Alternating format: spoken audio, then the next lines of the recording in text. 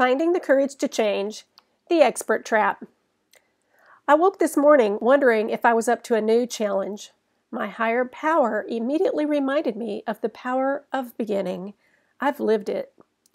As a beginning student in the martial art of Aikido, I quickly realized that I wanted to have my own dojo and teach the art someday.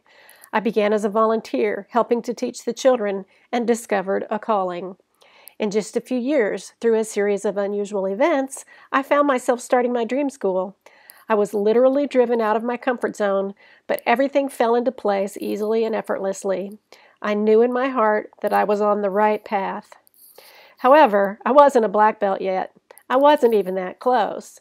My friends told me, "You can't do that, you're not a black belt."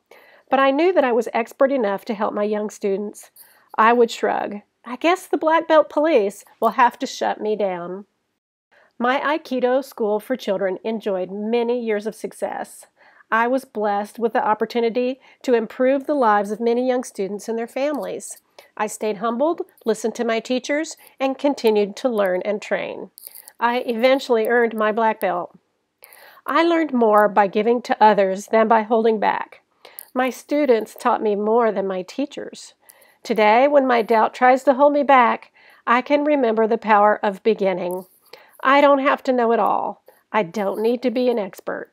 To succeed, I just have to start.